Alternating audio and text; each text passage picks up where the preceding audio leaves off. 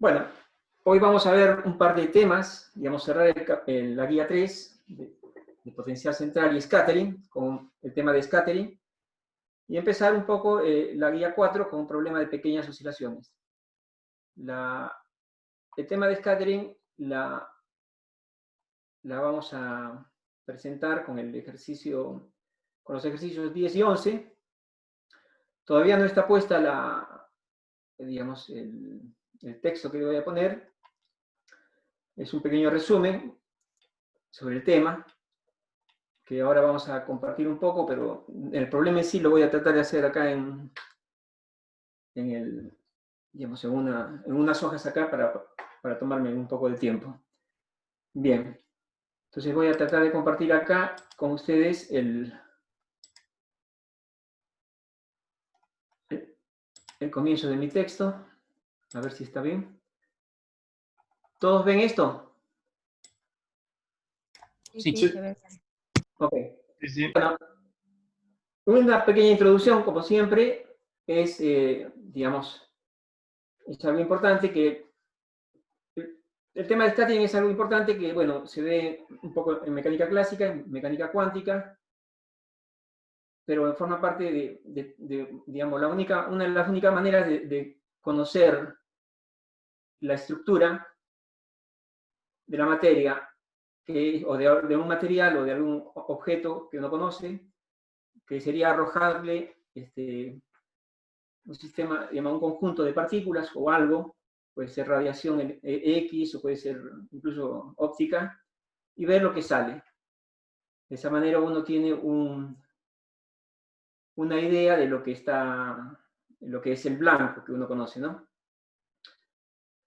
Bueno, en mecánica clásica, básicamente, el problema es el problema de dispersión por un potencial, puesto que han visto ya que en el scattering de dos partículas siempre se puede reducir a una partícula con masa reducida, pasando al sistema de centro de masa, tenemos un problema de una sola partícula en un potencial. Después se hace un cambio de sistema y uno puede obtener las cosas que se ven en el laboratorio. Bueno, acá tenemos digamos, el esquema básico, que es arrojar un flujo de partículas, que en este caso vienen de la mano izquierda, en un potencial, que es el potencial de scattering, el centro dispersor. Las partículas siguen una trayectoria clásica y en una cierta distancia se hace una observación acá de cuántas partículas pasan en una corona delimitada por dos ángulos. La notación que ustedes tienen en la teórica es G, así que salvo en este dibujo he usado esa notación G. G de scattering, o θ de scattering en este caso, es entre esos dos ángulos, θ y θ más diferencial de θ, o G más diferencial de G, hay una corona donde se observan las partículas. Eso me permite definir o cuantificar el experimento, definir una sección eficaz, que, digamos, vamos a seguir el libro de Landau, que es muy sintético y muy general. Esta ecuación 1 que voy a presentar es una ecuación universal, no depende de que sea mecánica clásica o no. Lo que dice es esto: la sección eficaz diferencial se define, diferencial para medir partículas en un proceso de scattering entre ángulos G y G más diferencial de G, se define como el cociente del número de partículas por unidad de tiempo detectadas entre esos dos ángulos sobre el flujo incidente, o sea, el número de partículas por unidad de tiempo y de unidad de área. Esta fórmula sería. ¿Sí? Bueno, por su definición, es, digamos, número de partículas por unidad de tiempo sobre número de partículas por unidad de tiempo y de área de incidencia. Se nota que esta sección, esta magnitud, que es pequeña porque, bueno, estamos tomando entre G y G más diferencial de G, esta sección eficaz tiene unidades de área. De ahí viene el nombre de que justamente es sección, porque normalmente uno considera que una sección es un área. Ahora, para el caso de la mecánica, esta fórmula es universal, la pueden calcular para hacer un cálculo mecánico cuántico o en otras áreas, pero en mecánica clásica el concepto es justamente relacionar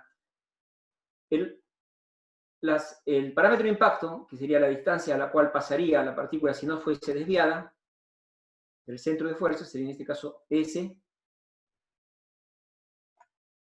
y el ángulo. Esa relación me va a permitir encontrar esta sección eficaz, de esta manera. Lo importante es que todas las partículas que están entre S y S más diferencial de S, o sea, que están en este anillo de parámetros de impacto, en este anillo diferencial, van a parar a un cierto ángulo G, mediante una relación S de G, o sea, es en función del ángulo, S de θ en este caso. Bueno, como pasa eso, el cociente este lo podemos calcular, mejor dicho, cuánto vale el número de partículas dispersadas, que sería, el número de partículas dispersadas sería el número de partículas por unidad de área y por unidad de tiempo que inciden por el área, que acabamos de decir que todas las que están en este anillo van para acá, por el área de este anillo. El área de este anillo es 2pi diferencial de ρ por ρ, o diferencial de S por S. Entonces, esta relación es fundamental y es lo que a mí me gusta del Landau, que directamente va al punto, digamos. Esa sería la forma de calcular, digamos, considerando que todas las que están incidiendo van a parar a un cierto ángulo más adelante. Bueno, entonces directamente, con este valor de este sigma, vamos a la definición esta, y nos sacamos de encima el número de partículas incidentes por unidad de tiempo y de área, y tenemos que la sección diferencial, esta de sección eficaz, es 2pi S diferencial de S. Bueno, ustedes dirán, ¿y esto qué tiene que ver con la sección eficaz? Bueno, el pasar de la variable parámetro impacto, que es S, a la variable ángulo G, se hace mediante un cambio de variables. O sea, que pensamos que esta diferencial es 2pi por el S, que es función del ángulo, por el parámetro de impacto, que es función del ángulo, por la derivada del parámetro de impacto con respecto al ángulo, por el diferencial de ángulo. Fíjense acá hicimos la regla de la cadena. Hemos pensado que S, en vez de pensar en un parámetro que no observamos, que es el parámetro de impacto, lo planteamos en términos de un valor que sí observamos, que es el ángulo. Para eso usamos un cambio de variable con la derivada de esta manera. Y bueno, esta es una fórmula que ya prácticamente nos da la sección eficaz diferencial, que sería esta sección eficaz, este diferencial de sigma, digamos, que es de sección eficaz. Bueno, ahora lo único que nos queda es definir lo mismo, pero en función de ángulo diferencial de sigma o de ángulo, lo vamos a hacer en función de ángulo sólido. El diferencial de ángulo sólido, en este caso, ustedes saben que es el ángulo sólido subtendido por toda esta área es 2pi por seno del ángulo por el diferencial del ángulo. Eso lo sabemos, porque esa es la definición para este caso, de simetría, digamos, azimutal, ¿no? Bueno, entonces lo único que hacemos es ahora sacar diferencial de G acá y reemplazarlo acá, y de esta manera el 2pi se nos va y nos queda un seno de G abajo. Y esta es la fórmula que vamos a usar, que sería bueno recordar, que de hecho está, me parece mal, porque me falta un S. Me comí un S que está acá. Tendría que ser S, derivada de S con respecto a G sobre seno de G. Acá lo tengo que corregir. Finalmente, les voy a decir que esta sección eficaz diferencial de sigma de omega, ahora sí uso la palabra diferencial, tiene una notación distinta en el apunte de la teórica que le llaman sigma de omega de G. De sigma de omega.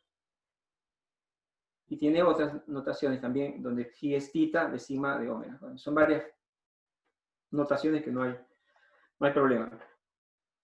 Ahora la pregunta es, en mecánica clásica, ¿cómo calculamos esta expresión? Y para eso necesitamos calcular la función que relaciona el parámetro de impacto con el ángulo de dispersión, el potencial de scattering. Bueno, hay dos maneras de trabajarlas. Perdón, antes de eso, acá hay una mención sobre la sección eficaz total. La sección eficaz total no es otra cosa que la integral de la sección eficaz diferencial en todo ángulo. El tema es que eso es en principio infinito, salvo que el potencial se anule a partir de un cierto valor R máximo o S máximo. Bueno, en mecánica, los problemas de mecánica que tenemos van a ser, la forma de calcular la relación entre S y G es una forma geométrica, que es la que vamos a usar en el problema 10, o usando la ecuación de la trayectoria del problema de fuerzas centrales, donde tenemos que usar justamente que el momento angular, prácticamente con B infinito, la velocidad con que inciden desde el infinito las partículas, y mu la masa reducida del sistema. El momento angular es simplemente la masa reducida por la velocidad por el parámetro impacto, ¿no? Es el momento angular. Y la energía, digamos, en el infinito se puede considerar que es libre, es masa reducida por velocidad al cuadrado sobre 2. De esta manera, acuérdense que ustedes han definido en la teórica un φ0, que sería el ángulo que bate desde que viene del infinito hasta el acercamiento mínimo, que se calcula con la ecuación de la trayectoria de esta manera. R mínimo, acuérdense que es el caso en el cual el R punto vale 0, que implica que el denominador este se anula. El punto de retorno, mejor dicho, ¿no? Usaremos que esta integral de R infinito, de R mínimo a infinito, de infinito a R mínimo, es simétrica al ingreso, digamos, cuando van viniendo y cuando van alejando. O sea, la trayectoria es simétrica alrededor del punto de retorno. Eso es importante. Por lo cual, entonces, finalmente queda que el ángulo es pi menos 2 pi 0, menos 2 phi 0, menos este valor. Esto está en la teórica, así que esto termina este apunte que tengo acá. Y pasamos al ejercicio 10, que voy a compartir. Acá voy a compartir esto. A ver. ¿Cómo hago esto?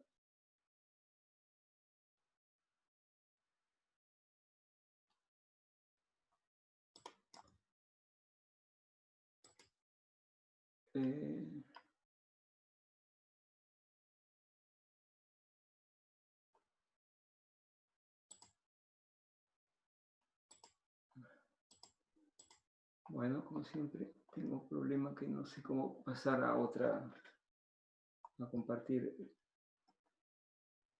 ¿Cómo hago para agrandar esta?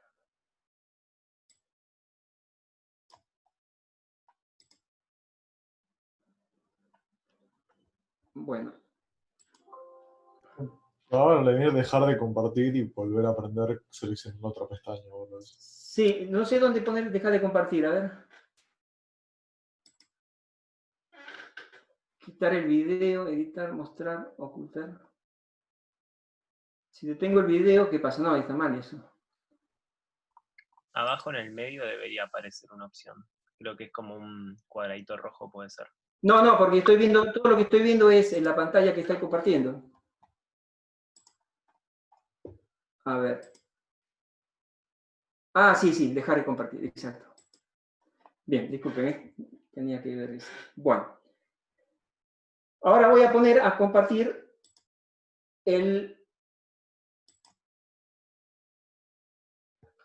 acá, el ejercicio 10, que bueno, empecé un poco para poder facilitarme el dibujo. En el ejercicio 10, lo que tienen es, si ustedes tienen el enunciado, tienen una sección parabólica, que en este caso yo lo estoy planteando como una función f de x más general, porque no es necesario que sea parabólica, que podría ser una función distinta, pero bueno, lo importante es que es una sección parabólica, o digamos un if de x, pero que tiene una simetría de revolución alrededor de este eje de incidencia del i. Tenemos partículas que vienen con un cierto parámetro de impacto, un flujo de partículas, inciden sobre la superficie dura esta, rebotan y nos piden calcular la sección eficaz diferencial para este caso. Para el caso igual a ax cuadrado, o sea, una parabólica. Bueno, De alguna manera, esta es una cuestión geométrica porque démonos cuenta de una cosa. Cuando incide acá y rebota, hay una cosa que es importante que pasa cuando uno incide sobre una superficie rígida. ¿Cuál es? Que el ángulo de incidencia es igual al ángulo de reflexión, en este caso, que está escrito acá. De esa manera, en este caso, el G vale pi menos 2 sobre alfa. El tema es, ahora vamos a probar esa situación de que el ángulo de incidencia es igual al ángulo de reflexión. Ustedes me dirán, ¿cómo es posible si esta es una superficie curva? Bueno, la curva tiene una tangente en el punto de incidencia. Si uno se acerca muchísimo al punto de incidencia, uno va a ver prácticamente que la curva se coincide con la tangente, con un plano tangente. En ese caso vamos a tener un plano tangente que está dado por esta raya, digamos que está acá, y vamos a trazar una normal, que es la perpendicular, este es paralelo y este es perpendicular. Lo paralelo es la tangente y perpendicular es la perpendicular a la tangente. Bueno, nosotros incidimos con una cierta velocidad v y la idea es calcular cuánto vale v'. Ya les adelanté que vale, digamos, cuánto es, pero bueno. Los dos principios que se usan en la mecánica son que el choque es elástico, o sea que se conserva la energía. En este caso la energía en este lado es puramente cinética, o sea que a menos de un factor de masa sobre 2, tenemos que los cuadrados de las velocidades, de las componentes de las velocidades, perpendicular y, digamos, paralela, son los mismos. La suma de los dos es la misma. Ahora, hay una cosa que es importante. Si esta es una superficie plana o cuasi plana, si la simetría de traslación implica que el momento lineal en la dirección paralela se conserva, con lo cual, a menos de la masa, tenemos velocidad, evidentemente este está mal, velocidad paralela, perdón, está bien, velocidad paralela igual a velocidad prima paralela. Con lo cual, me quedan dos posibilidades, o la velocidad paralela perpendicular prima es más o menos velocidad perpendicular. Evidentemente, dado que es impenetrable esta situación, la única solución posible y correcta sería que la velocidad se invierte, la parte perpendicular se invierte. Ahora, si la velocidad perpendicular se invierte, uno tiene que el ángulo este tiene que ser igual a este, porque tiene componente paralela igual y velocidades perpendiculares iguales en módulo. Entonces, el ángulo va a ser el mismo. El ángulo de incidencia igual al ángulo de reflexión. ¿Todos ven esto, no? Sí. Bueno, ahora el problema nuestro es simplemente un problema geométrico. Voy a aprovechar más esta figura. El problema geométrico es, queremos calcular cuánto vale el ángulo alfa. El ángulo alfa de alguna manera es el ángulo que forma la perpendicular a la tangente con el eje Y, que sería el eje de incidencia, Y. Entonces, la mejor manera de hacerlo es un cálculo vectorial. Bueno, no por el cálculo diferencial, sino por el cómputo que estamos haciendo en forma vectorial. Vamos a hacerlo así por las dudas. Bueno, hagamos una cosa. La dirección de la tangente, ¿cuál va a ser? Digamos, lo que yo voy a hacer es algo que vale siempre, digamos. La dirección de la tangente va a tener la forma, va a ser proporcional. La dirección de la tangente va a ser proporcional a, digamos, vamos a usar coordenadas Y y X. Por tradición vamos a tomar esta como si fuera la primera y la segunda la perpendicular. Va a ser proporcional a DY, DX. ¿Está bien? Digamos, incremento diferencial de esos dos. Es un vectorcito que tiene dos componentes. Bueno, ahora entonces, decir esto es lo mismo que decir que es, factorizamos DY proporcional a, factorizamos de X, perdón, ¿no? ¿Sí? Proporcional a DY de X, 1. Porque aquí estoy usando proporcionalidades nada más. Bien. Ahora, ¿alguien se anima a decirme cuánto vale la dirección de la perpendicular, o sea, de la transversal? ¿Es proporcional a qué cosa? Es un vectorcito que es ortogonal a este. La forma más sencilla de hacer un vector ortogonal es cambiar estos dos de orden y poner un signo menos en uno de ellos. Ahora, si no me equivoco, es muy conveniente poner de esta manera esto. Perdón, Vladimir. Sí. Creo que no escuché. ¿Qué sería D1? No, ahí está, ahí está. Este es de la primera, esta. No es uno, es transversal. Tangente. Tangente, perfecto. La Gracias. dirección tangente es proporcional a DI, DX. Sería el incremento de esos dos sobre un valor, digamos, elemental. Ahora factorizo el dx y me queda DI a DX, la derivada 1. Todo esto es una proporcionalidad. La perpendicular, que es esta, va a ser algo que es ortogonal a eso. Bueno, algo ortogonal a eso, lo voy a poner, intercambiamos, como dije, uno y le cambiamos el signo al otro. ¿Estamos ahí? Eso es importante, ¿eh? Sí, Ahora, aprovecho eso para es... hacerte otra consulta de antes. Sí, Que ¿cuál no, es? no me quedó todo claro el argumento de la simetría de traslación para justificar la igualdad de momentos paralelos. Ok. Bueno,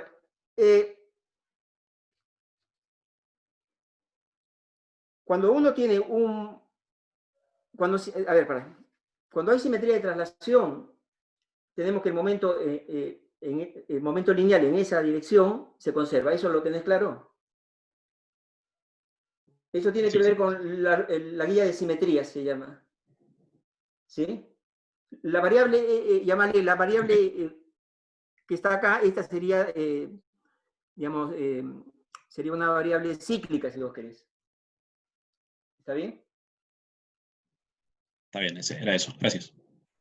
Ok. Bueno, entonces ahora estamos cerca. Voy a tratar de aprovechar más todavía esta hoja y voy a decir cuánto es la dirección del eje Y. Un vector de la dirección del eje Y, ¿cuál sería? En estas componentes. Acuérdense que hemos dicho que este es el primer componente, o sea que es 1, 0, ¿no?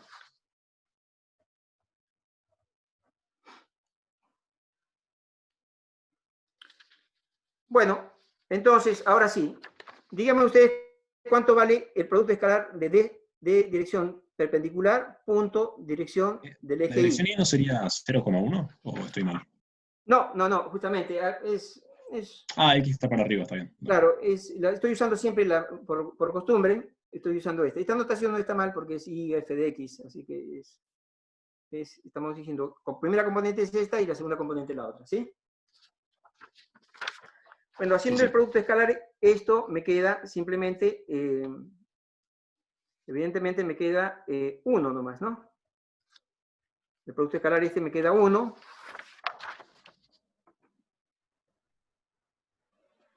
Y ahora recordamos que este producto escalar, ¿qué es? Módulo de D perpendicular, módulo de DI, por el coseno del ángulo que forman, que hemos dicho que es alfa. Lo que quiero encontrar es el alfa. Es el alfa, que sería el ángulo que forma. Bueno, no sería exactamente el alfa, sería, bueno, podría ser alfa, pi menos alfa, por ejemplo. ¿Sí? O sea, de todas maneras, estoy haciendo este producto que está acá por el que está acá arriba. Sería pi menos alfa. Coseno de pi menos alfa, en realidad. Coseno de pi menos alfa. Bueno, entonces, con lo cual, el coseno de pi menos alfa es lo mismo que el coseno de alfa menos de un signo menos. Coseno de alfa es igual a, llamémosle, menos el módulo de, este módulo es 1, porque lo hemos elegido así. Este módulo es el único que tenemos que determinar, y eso sale de hallar la raíz cuadrada de la suma de los cuadrados de acá. O sea, sería 1 sobre la raíz de 1 más DI a DX al cuadrado. Perdón, Vladimir. ¿Sí? Ahí estás haciendo el producto escalar con el diferencial del perpendicular con el diferencial... No, le puse, perdón, no es de diferencial, es de dirección. Ah, ok.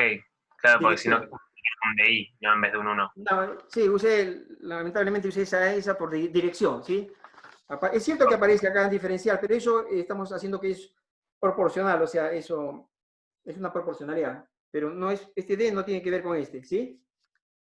Perfecto. Es dirección tangente, dirección perpendicular, dirección I, ¿sí? Bueno, finalmente me queda esta expresión, que es la que me permite calcular cuánto vale el alfa.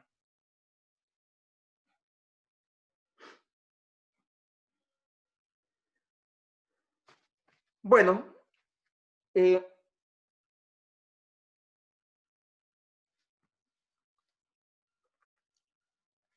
este caso,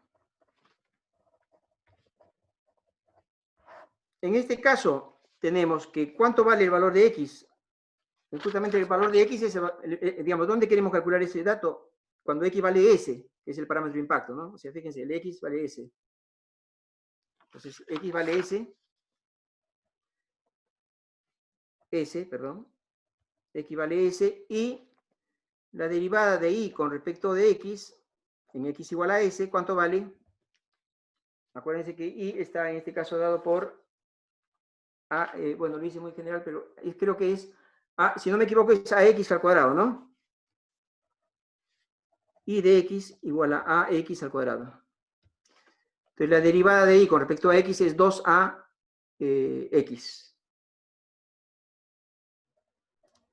2A por X, que sería S, ¿no? Y ahí ya nos está apareciendo el S, el parámetro de impacto. Todo de que sea X es S. Entonces, finalmente hemos dicho, y acá voy a usar una letra que es parecida a esta X, pero este es X, es la variable G, que vale pi menos 2 veces coseno a la menos 1 de 1 sobre, en este caso, sería 1 más 4AS al cuadrado.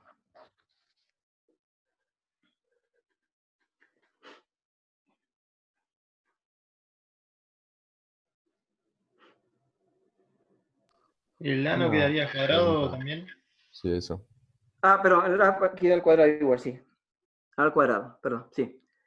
Bueno, ahora finalmente lo que hacemos es tratar de despejar S en función de G. Eso, lo único que tenemos que hacer es despejar el coseno, arco coseno, y, digamos, de ahí sacar el S.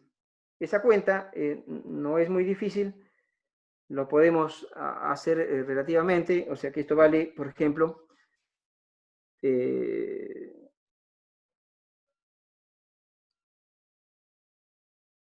acá hay un menos, ¿no? Esos signos menos no nos van a preocupar al final porque todo es módulo.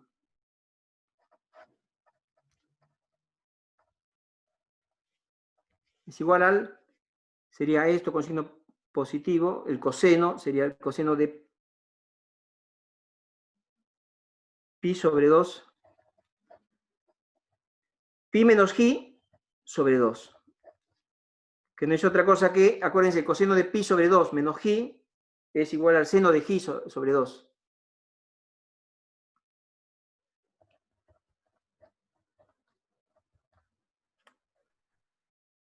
Esto me quedó un poquito mal, g, seno de g sobre 2. Yo les voy a pasar el apunte esto, así que no se preocupen, ¿eh?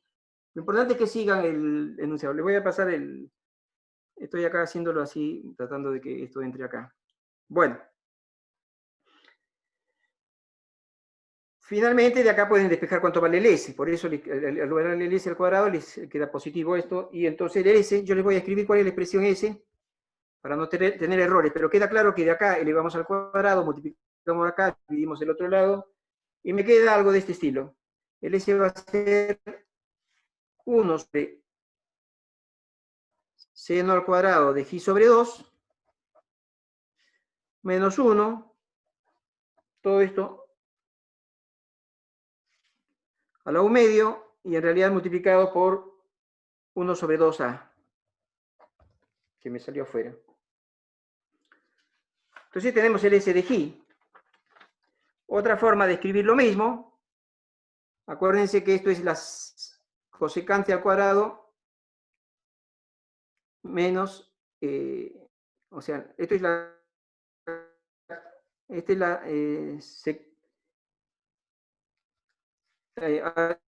uno puede encontrar que esto es, el seno cuadrado pasa por acá, que sería 1 menos seno cuadrado es coseno cuadrado de g sobre 2 sobre el seno cuadrado y la tangente al cuadrado, la raíz me queda ahí, o sea que me queda una expresión más compacta que es esta, 1 sobre 2a, ¿sí? Que sería cotangente de g sobre 2. Y esa es la expresión que vamos a usar.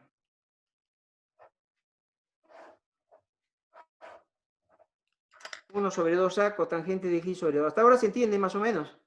Es una cuestión de álgebra, que no se preocupen que esas las hacemos, digamos, les muestro con cuidado después el apunte, digamos, pero bueno.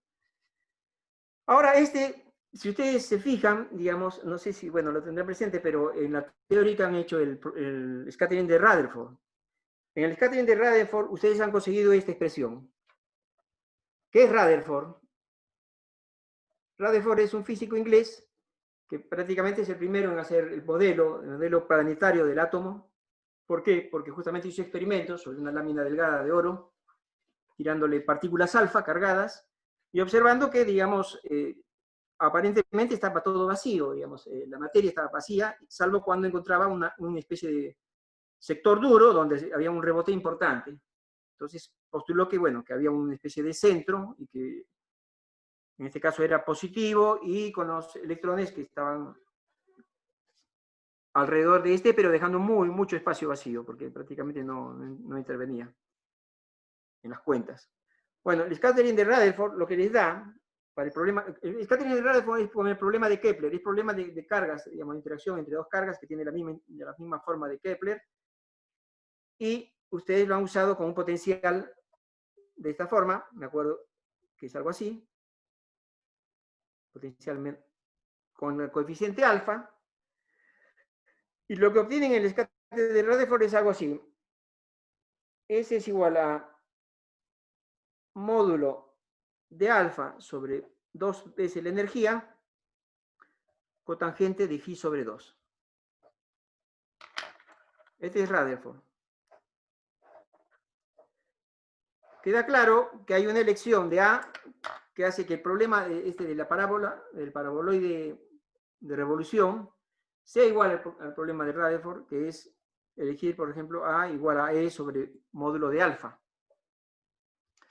Con lo cual el cálculo de la sección eficaz ahora sigue prácticamente la misma cuenta que el problema de Rutherford, pero lo vamos a hacer, digamos. Vamos a usar cálculo de sigma de omega. O sea que, en otras palabras, para la teórica sería sigma de omega de G. Es lo mismo. Ya les he indicado que hay varias notaciones que son compatibles, digamos, pero bueno.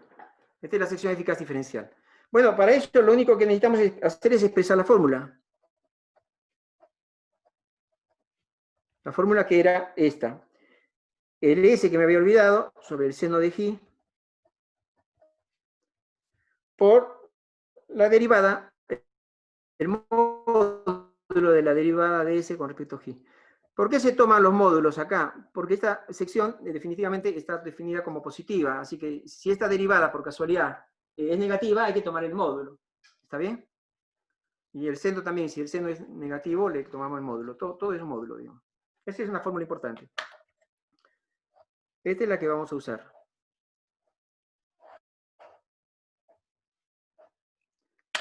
Bueno, la usamos con la expresión que tenemos, con la expresión que acabamos de encontrar, que es el S. Voy a usarlo con el A así, después lo reemplazamos en todo caso, que sería S igual a 1 sobre 2A cotangente G sobre 2.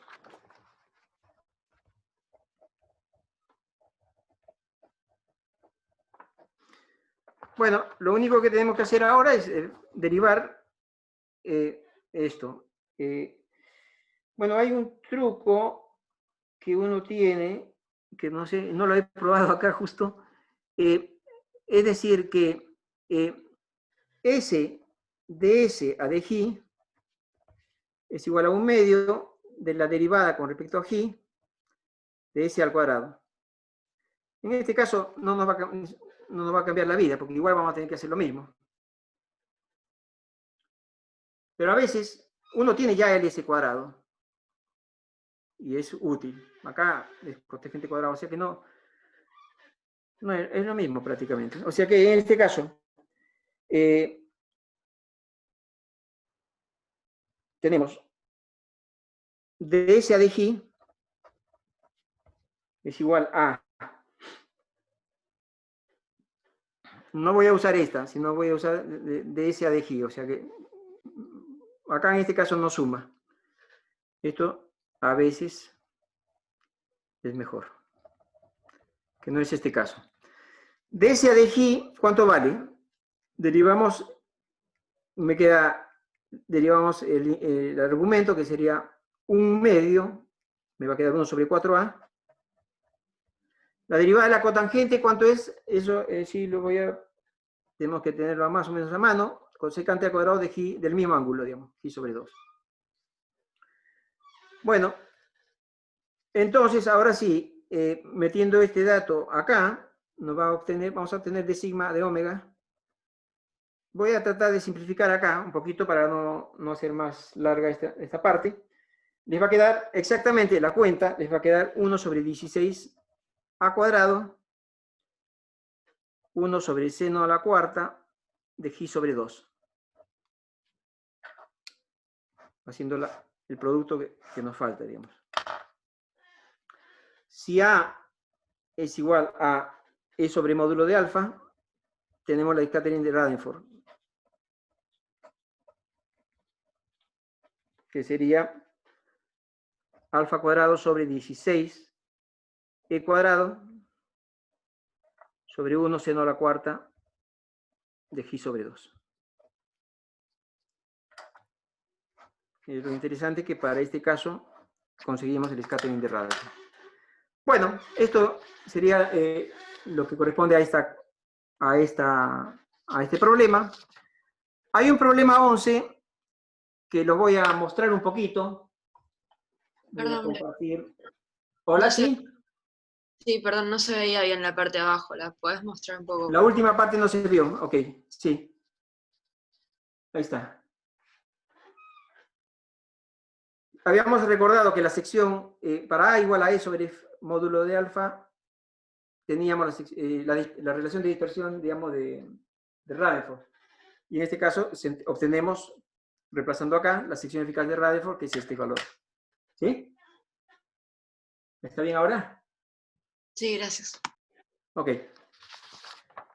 Bueno, ahora el ejercicio 11 es interesante. El siguiente ejercicio que quería plantear es interesante porque en ese ejercicio nos hablan de un experimento digamos, yo que estoy acá voy a hacer el esquema del experimento, aunque lo voy a mostrar ahora, pero mejor lo muestro en la pantalla, ¿sí?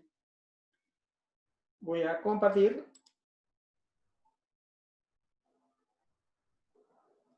Vamos. Creo que tendría que compartir, si no me equivoco,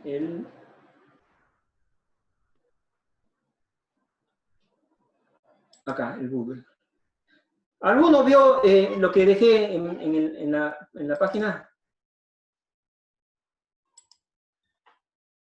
Dejé, bueno, me falta el ejercicio 10 no está, el 11 de pequeña, digamos, el 11, el de pequeña oscilación está, y el 11 es el que voy a mostrar acá. Lo que hice es una cosa interesante, bueno, no voy a perder mucho tiempo en esto. Y es así. Lo he compartido en Colab, que después le voy a poner una reseña. Colab es una herramienta de colaboración de Google que tiene uno comparte los Jupyter, digamos, notebook de Jupyter activas, así que es la primera vez que se los paso una Jupyter que está ahí. Lo único que dice acá es experimento en acelerador estándar de CNA, ejercicio 11. Y lo que, bueno, acá yo no voy a ejecutar mucho en general en vivo, pero bueno, para mostrarles nada más, acá instalamos, pongo unos paquetes de instalar que no siempre los tiene el programita este. Digamos, esto está trabajando en la nube, no está trabajando en mi computadora. Lo bueno que tiene, ellos tienen máquinas digamos, de placas gráficas, o sea, de paralelismo masivo, a disposición de la gente, para proyectos de inteligencia artificial o proyectos de cómputo intensivo. Bueno, lo que hice al cargar acá, cargué un paquetito. Lo que tiene el Python es que tiene paquetes, por ejemplo, que es cantidades físicas, digamos, o sea, unidades, constantes, etc. Acá les hago una muestra de alguna pruebita que tuve que hacer. ¿Cuánto vale el epsilon 0? Con esa notación epsilon 0 más o menos sencilla. Y se identifica con la constante eléctrica, E, la carga elemental, carga elemental, que es la carga del electrón, el módulo. MB son metros de energía, A es ampere, etc. Bueno, el enunciado no lo voy a leer, pero básicamente lo importante es que se incide con partículas alfa en un ciclotrón de Laconea, dice que es uno de los aceleradores de Laconea. Se incide con partículas alfa de 55 megaelectronvolts de energía cada partícula alfa, ¿no? Y se obtiene un haz o sea, nos dan como dato un haz de 0,5 nanómetros. Tiene sentido que lo que se mida es intensidad de corriente, no es que alguien está mirando, hay un enano que está contando cuántas partículas pasan por segundo, sino que uno cuenta con un amperímetro, un microamperímetro o un nanoamperímetro, la corriente. Entonces tiene como dato la corriente. Acá tiene un dato que Lores le llaman, esta magnitud, miligramos por centímetro cuadrado, que caracteriza al blanco, es lo que se llama el espesor, que no es otra cosa que la densidad por el ancho del blanco. Y no necesitamos el área, porque el área se va a ir de la incidencia también. Así que el área nadie está midiendo el área de sección del haz, sino que el haz tiene una sección que, bueno, se va a cancelar con lo que representa esto que está acá. Bueno, a una cierta distancia el blanco se mide con un cierto ángulo 5 grados, con un orificio, con un detector de 1 milímetro de diámetro. O sea, tenemos la posibilidad de calcular el área del detector, con la distancia podemos calcular el ángulo sólido, el delta de ángulo sólido finito, que es donde captamos las partículas. Y nos piden cuántas justamente entran por segundo en ese detector. Nos dan un montón de datos. Acá tuve un problemita con importar el látex, me quedó esta cosa estas rayitas. No importa. Lo importante de esta parte es que no estamos tirando un haz de partículas alfa sobre un átomo de oro. Nadie tiene un átomo de oro y dice, bueno, ahora sí le tiramos un haz de partículas alfa. Lo que sí tenemos es una lámina delgada de oro. Al ser delgada, ¿qué es lo que tenemos? ¿Cuál es el modelo, digamos? Lo que tenemos de todas maneras son dispersión por blancos múltiples. Los blancos son estos que están acá, estos puntitos amarillos, o marroncitos. Bueno, el haz de incidente tiene una cierta área, eventualmente incide sobre esto. Y lo importante es con cuántos dispersores el haz se encuentra. Ese número de dispersores, o número de blancos, es importante porque lo que uno va a medir es como si fuera eventos independientes de cada dispersor dispersa en un mismo ángulo una cantidad de los incidentes que, digamos, que finalmente es proporcional al número de dispersores. O sea que el cálculo final va a ser el número de dispersores por la sección eficaz diferencial de un solo dispersor por el ángulo sólido, por el delta de ángulo sólido. Ese es el número de partículas que uno tiene. Bueno, acá le puse, hay algunos datos que están acá. Simplemente les voy a mostrar que la detección esa, que dice a 20 centímetros, con respecto a la lámina y sobre todo al ancho del haz de incidencia, es como decir que me alejé demasiado, y cualquier no importa qué dispersor vaya, si el ángulo con respecto a, digamos, por ese dispersor, el ángulo es uno dado, siempre va a estar, todos se ven con el mismo ángulo, mejor dicho, la dispersión de cualquiera de los átomos que están acá, o núcleos de acá, va a ir a parar a un cierto ángulo, digamos, con el mismo ángulo al detector. Por eso hice este dibujo. Realmente, incluso este dibujo es muy, digamos, tendría que ser mucho más lejos. Estamos como lejos, son 20 centímetros, pero estamos lejos respecto al tamaño del haz. Acuérdense que los dispersores tienen que ver con el número de Avogadro, o sea que es enorme, en 1 miligramo es enorme la cantidad de dispersores que hay. Bueno, ¿cuál es el concepto de multiplicar por el número de blancos? El número de blancos, el concepto de multiplicar por el número de blancos es que se llama, lo que ustedes ya han visto en la teórica, que es el asumir condiciones de scattering, digamos, de simple dispersión. O sea que cada dispersor solamente dispersa a un, digamos, o mejor dicho, cada partícula del flujo incidente es dispersado solo por un dispersor. Eso es importante. Bueno, yo les he escrito acá todo esto, yo no sé si vale la pena trabajar mucho este tema. Lo dividí, digamos, en distintos sectores. El tema, uno es el tema del haz, otro es el tema del blanco, el detector y la sección eficaz de Rutherford, cómo se usa, y el cálculo final, que es lo que nos piden. Está todo escrito acá. Si quieren podemos mirar un poquito esto. Pero bueno, los datos son que el número atómico, que el número de electrones, digamos, de carga del alfa son 2. Las partículas alfa son núcleos de helio.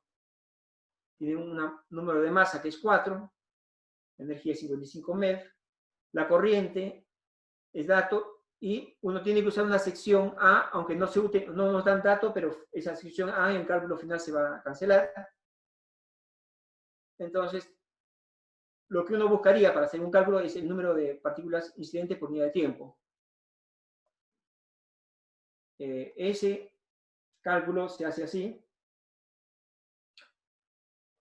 Calculamos la corriente, todo en unidades, digamos, normalmente si uno no indica, las unidades son, acá estoy convirtiendo de los MeV a Joule de energía, uso la corriente en ampere, todo, digamos, para hacer el cálculo en MKS, el área, la calculo, y lo que es importante acá es que el número de átomos que inciden por unidad de área y por unidad de tiempo es esta que está acá. El cálculo ese con la corriente y la carga de electrón. Bueno, el blanco está formado por núcleos de oro, básicamente. Son átomos de oro, pero bueno, el scattering va a ser con el núcleo, básicamente, ¿no? Núcleos de oro que tienen un número de masa 197, la carga es 79 veces. Acá es muy importante esto. El ángulo con que uno mide es el ángulo en el sistema de laboratorio, pero el sistema de laboratorio y el sistema de centro de masa, en este caso, es el mismo, porque es muy pesado el núcleo sobre el cual le estamos pegando. Ese no se desplaza prácticamente. El que se desplaza es el proyectil. Entonces, en otras palabras, la masa reducida del sistema es prácticamente la masa del blanco, digamos. Es como un potencial de scattering. Bueno, entonces uno tiene acá los datos del espesor. Este CH sería el espesor. Que el espesor es una definición que se dice que es el producto de la densidad por digamos, el ancho de la lámina del blanco.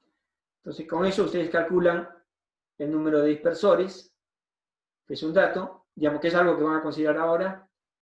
Finalmente, el detector tiene una área, y con eso calculan básicamente cuánto vale el delta finito de ángulo sólido, que está ahí, le sale sin dimensiones. Finalmente, usan la expresión de la sección eficaz de Rutherford y multiplican por los datos lo que acabamos de pasar, que es para el n multiplican esa sección eficaz por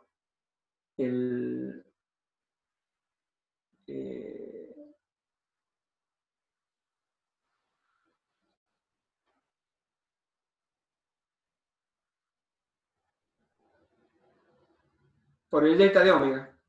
Está acá, por el n incidente y por el n digamos, bueno, hacen la cuenta y lo que en este caso me dio a mí 138. Es un poco molesto el problema, por eso vale la pena hacerlo de esta manera. Los que quieran pueden revisarlo acá. Pero es un tema de pasar constantemente de unidades y además tener las fórmulas para calcular con el número de Avogadro y todo ese tipo de cosas. Bueno, se los he compartido, así que lo tienen ustedes para que puedan ejecutarlo si es necesario.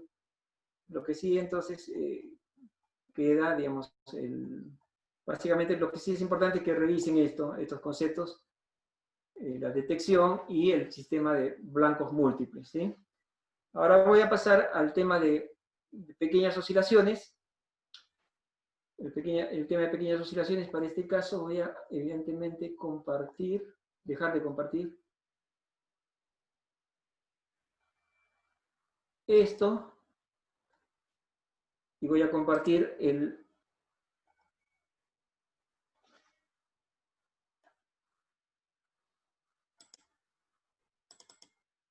esto que es teníamos acá dispersión. Pequeñas oscilaciones es esto. ¿Todos ven pequeñas oscilaciones acá? Sí, sí. Bien. Bueno, digamos, acá tengo un pequeño resumen, básicamente se lo voy a hacer, pero lo vamos a ir escribiendo en realidad. Esto en el problema y en el ejercicio lo vamos a hacer de todas maneras. Ustedes han visto en física 2 oscilaciones y ondas, sistemas de oscilaciones con varios grados de libertad. Lo único que acá es el tema, usar el formalismo lagrangiano. ¿Cómo se lo usa? Lagrangiano es T menos B. Si no hay un vínculo que depende del tiempo, o sea, no holónomo, tenemos que la energía cinética es una función cuadrática de las velocidades, el potencial es una función de las coordenadas generalizadas, y estamos planteando una condición en que existe equilibrio, o sea que hay una solución para la cual la derivada del potencial con respecto a Q sub K es 0, para ciertos valores Q sub K 0. Bueno, si uno tiene esta condición, dice que tiene un equilibrio. Ahora el tema es si el equilibrio es estable o no es estable. Si el equilibrio es estable, es evidente que tiene uno, bajo pequeñas perturbaciones alrededor del equilibrio, tiene que las desviaciones, digamos, las desviaciones de las coordenadas generalizadas del valor del equilibrio van a ser pequeñas, y a esas magnitudes le vamos a llamar eta sub k, son las desviaciones del equilibrio. Las derivadas son lo mismo que esto que está acá, solamente que el QK0, la constante esta no suma, o sea que las derivadas son esto. La idea del concepto es expresar esto en nuevas variables, ahora que son variables de apartamentos del equilibrio. En ese caso,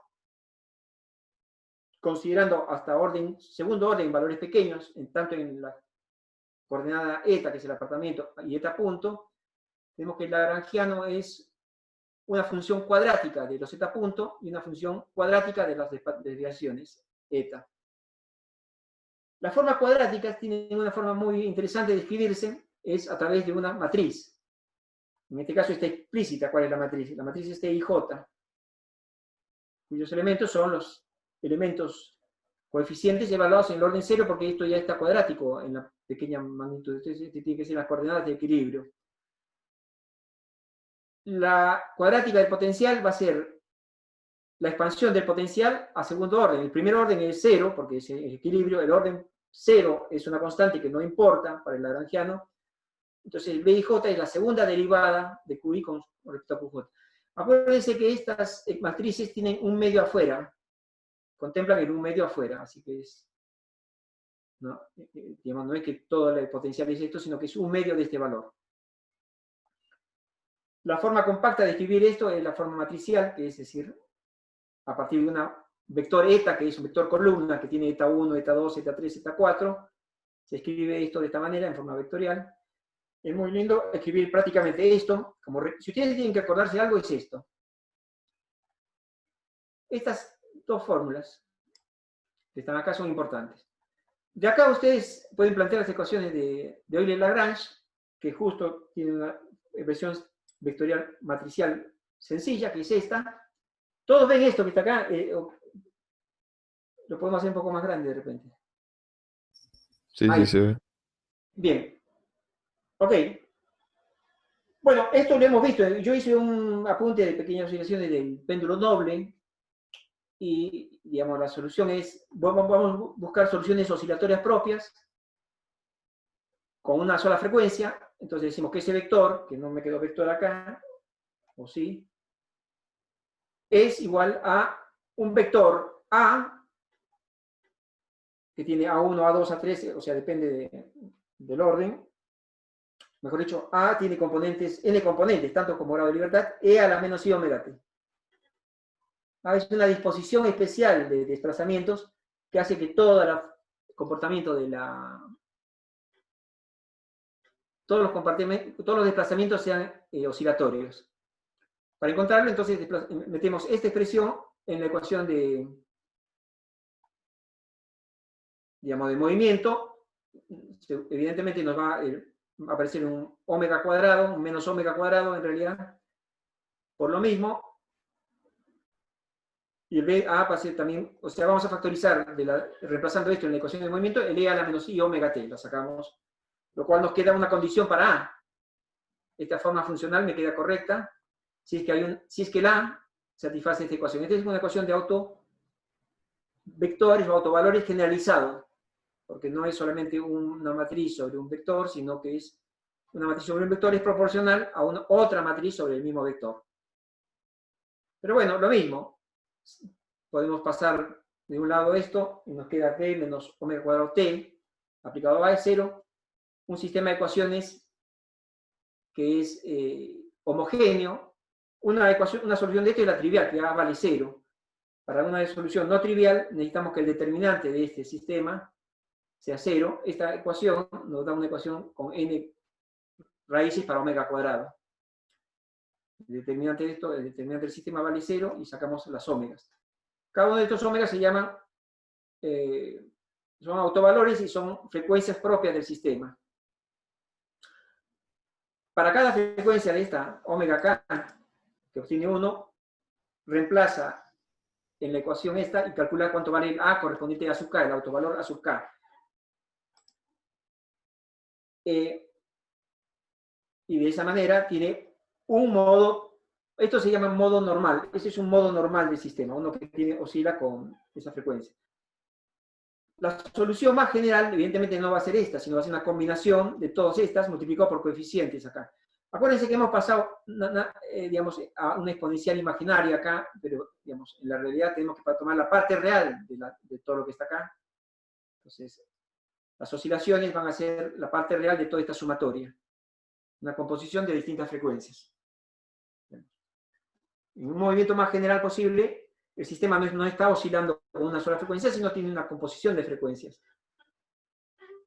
Bien.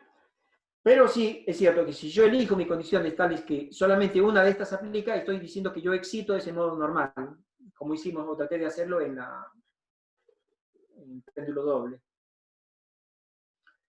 Bueno, para que el sistema sea estable necesitamos que el B sea simétrico y positivo, o sea que sus autovalores sean positivos, lo mismo que es simétrico a la matriz T. Bueno, una aclaración es que no todos los modos normales corresponden a oscilaciones. Hay modos de frecuencia nula, que son traslaciones o rotaciones del sistema como un todo. En ese caso, esta expresión no va.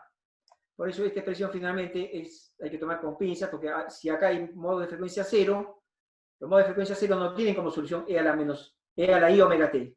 La solución es simplemente una lineal en el tiempo, o sea, un A más B por T.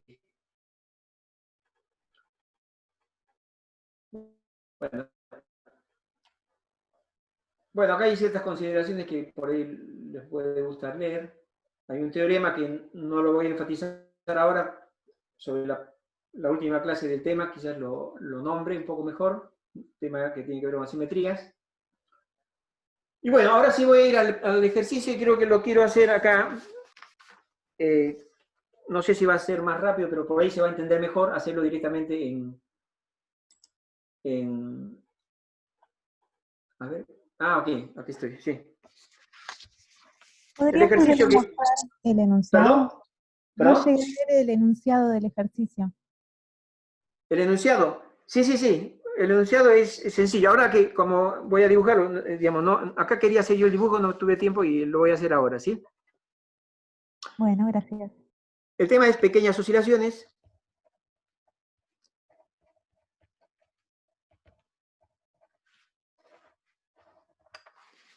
Y lo que vamos a hacer el ejercicio 1, que el dibujo me va a dar el enunciado, ¿sí? Vamos a ir, sí, el enunciado lo tendría que tener a mano. Yo también, tampoco lo tengo a mano, evidentemente. En algún lado tiene que estar. Pero bueno, es...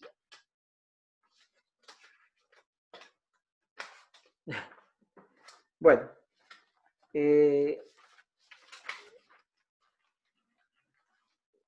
Lo que sí, bueno, el enunciado es solamente para un detalle, digamos, final. Bien, vamos a tener moléculas CO2. Esta molécula tiene una característica, que es una molécula lineal. ¿Qué significa lineal? Que en el equilibrio están alineadas, digamos, o sea, se minimiza la energía potencial cuando están las masas en una dada línea. Esa línea la voy a elegir, por conveniencia, que sea mi eje X. Las masas, entonces las voy a plantear en ese X como la que está acá. Para distinguirla del medio la voy a dibujar así, y esta va a ser así. Por ahí para el CO2 no corresponde, porque el carbono tiene 6 y el oxígeno es 8. Es más grande, más pesado el oxígeno. Pero bueno, yo he llamado M a esta, M grande a esta y M chica a esta. No importa, después, que sea grande no significa que sea más grande. Es M mayúscula nada más. Bueno, entonces vamos a partir del hecho lineal. El molécula es lineal.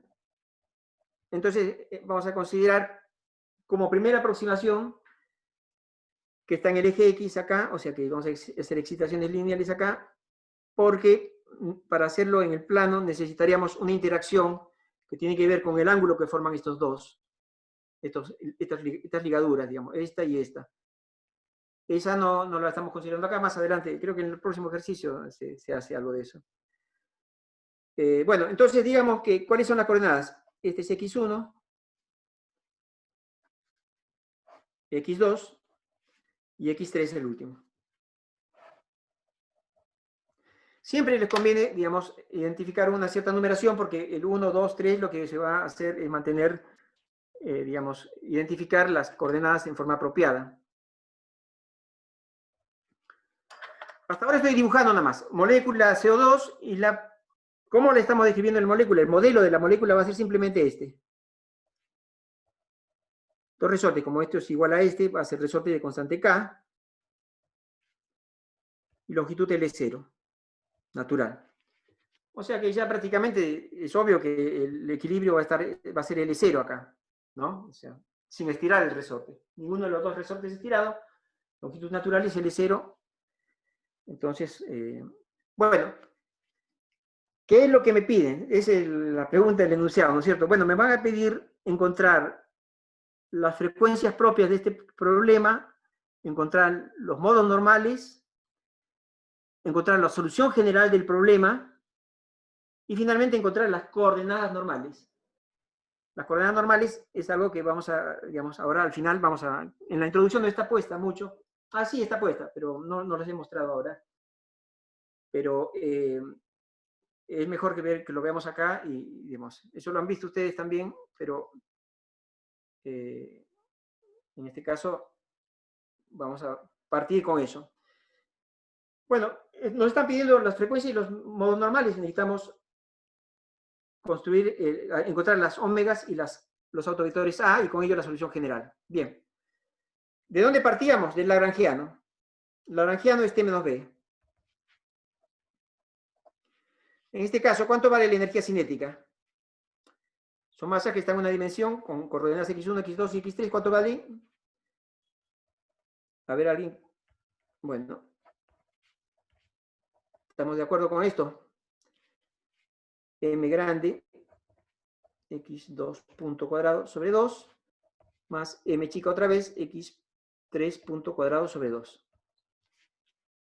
Cuando se tiene esta forma de expresión, la matriz que representa la matriz de energía cinética, ¿qué tipo de matriz va a ser? Una matriz, si solamente tiene partes elevadas al cuadrado, velocidades al cuadrado, ¿cuánto es? Es una matriz Diagonal. diagonal, exactamente. La matriz que representa T es diagonal. Ya la voy a escribir acá para no perderme en más detalles. Va a ser, voy a usar la misma numeración 1, 2, 3. Va a ser M chica, M grande, M chica. Aunque en realidad hay un problema, me he adelantado un poquito porque todavía estamos hablando de las X punto y X2 punto y X3 punto. Necesitamos pasar a las zetas. Para calcular las zetas, ¿qué es lo que necesitamos? El potencial. ¿Cuánto vale el potencial? K sobre 2 por la elongación del resorte. ¿Cuánto vale? X2 menos X1 menos L0. Acá es muy fácil escribir este potencial. Y más fácil todavía escribir el equilibrio, pero bueno, lo hacemos porque es el primer ejercicio. X3 menos X2 menos L0. Hasta ahí estamos todos, ¿no? Obviamente, dv a dx1, esto igual a 0, x1 igual a 0, ¿qué es lo que me va a dar una condición? Va a implicar una condición de este estilo.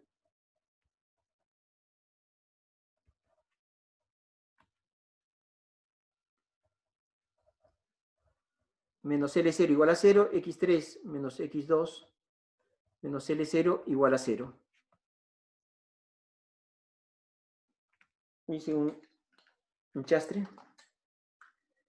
Quizás tenga suerte y pueda hacer esto así.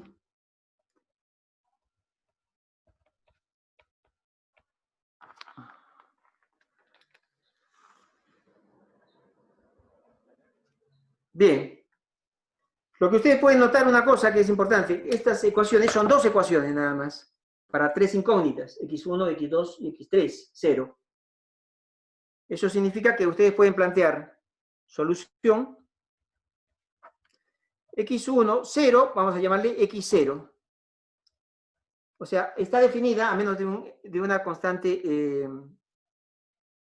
x0. x2, 0 es igual a, sería x0 más L0. x3, 0 igual a x0 más 2L0. Como trivialmente se puede ver, no es necesario que sean tan formales. Si ustedes ven el equilibrio, mejor. Pero sí, este equilibrio, ¿qué significa? Que este es equilibrio, si yo desplazo todo más adelante, también es equilibrio, ¿no? El x0 tiene que ver con ese desplazamiento. Pero lo planteamos bien, correctamente. Ahora, entonces, definimos las etas de esta manera. Eta, ustedes vamos a plantear así. En vez de eta, vamos a plantear las x1. Va a ser eta 1 más x1, 0. x2 va a ser eta 2 más x2, 0. x3 va a ser eta 3 más x3, 0. Son eta 1 y eta 2 y eta 3 son desviaciones de equilibrio. Obviamente las derivadas son iguales, entonces la energía cinética, ahora vuelvo a escribir esto. M chica sobre 2, eta 1 punto cuadrado.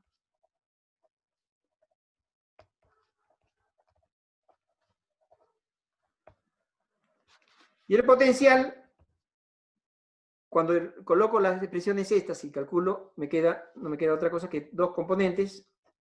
Obviamente va a ser eta 2 menos eta 1, el primer resorte. Eta 3 menos eta 2, segundo resorte. Es importante que esto evidentemente va a ser cuadrático en estas expresiones. Si no les queda cuadrático es que hay un problema, no están trabajando con el equilibrio correcto, ¿sí? Tiene que ser cuadrático. ¿Perdón? Sí, sí. Acá nosotros estamos, o sea, vamos a usar que las oscilaciones van a ser chiquititas, pero nosotros podríamos resolver el problema para una oscilación arbitrariamente grande, ¿no? ¿Qué dijiste? ¿Podríamos o no podríamos? Podríamos. Podríamos, sí. Sí, okay. Lo podríamos. Porque es un ejemplo fácil y lo estamos usando como ejemplo. Claro.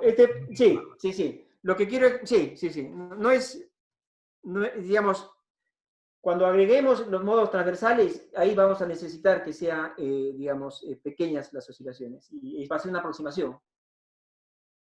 Claro, Sí. claro, gracias. Sí.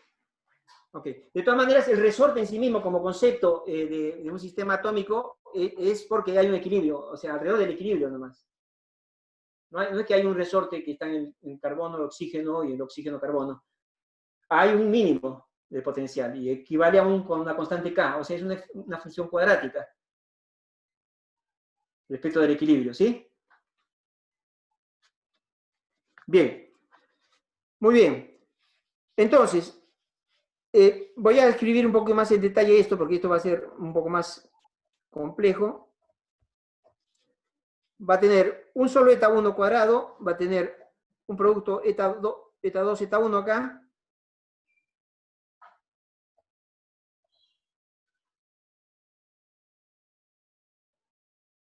Va a tener un eta 2 cuadrado de acá y un eta 2 cuadrado de acá. O sea, va a ser un 2 eta 2 cuadrado menos 2 eta 3 eta 2 más eta 3 cuadrado. Si no me equivoco, esto es así. De ahí vamos a leer el potencial, ¿sí? La matriz de potencial. La matriz cinética ya la hemos escrito, así que no la voy a repetir. Pero la matriz de potencial, ¿cuánto vale? Y ahora les pido la ayuda. O sea, evidentemente, eta 1, eta 2 y eta 3 es el orden de escribir la matriz, ¿no es cierto? Lo más fácil de todo es siempre escribir los términos diagonales. El primer término 1, 1 es el que tiene eta 1 al cuadrado. ¿Cuál es el coeficiente? Acuérdense que el 1 sobre 2 está metido en la definición, así que ¿cuál es el coeficiente de eta 1 cuadrado? Sería K, ¿no? K, el coeficiente que acompaña a eta 1 cuadrado sería K. El 2 no cuenta, ¿no? El 2 forma parte de la definición. Ahora una un poco más compleja, digamos. ¿Cuánto vale el coeficiente de eta 2 cuadrado? 2K. 2K. Diagonal. El coeficiente que tiene el eta 3 cuadrado vuelve a ser K. Ahora, acá viene importante, es muy importante eso. Los términos diagonales son estos. Esto y esto, que está acá. Este y este. Ahora vamos a elegir los términos no diagonales, que es este. Es que está fuera de la diagonal. Eta 1, eta 2. Acuérdense que el cálculo de la matriz, el cálculo matricial, van a tener un comportamiento de esta parte y un comportamiento de esta parte. O sea que estas dos van a dar lugar a este producto eta 1, eta 2. Con lo cual se toma la mitad de esto, acá, la mitad acá y la mitad acá. ¿Estamos bien de acuerdo con eso? Eso es muy importante. ¿Sí? Entonces, ¿cuánto vale la mitad del coeficiente de esto? Va a ser menos K y menos K. El concepto es así. Estos dos suman menos 2K, que está acá. No hay comportamiento, no hay eta 1, eta 3. Entonces acá es 0. Vladimir, ¿Sí? si es la mitad, ¿no sería menos K sobre 2 y menos K sobre 2? No. No, es la mitad del doble. Acá hay un 2 acá. Sí, pero como hay un 2 abajo de la K. No, este 2, acuérdense que este está en la definición. Ah, ok, no dije nada. Esto sale en la definición. Perfecto. ¿Sí?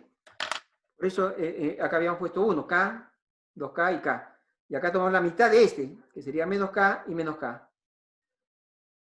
El 1, 3 no existe y el 3, 1 tampoco. No hay un término eta 1, eta 3. Bien. Eta 3, eta 2. Hay un producto eta 3, eta 2, lo mismo.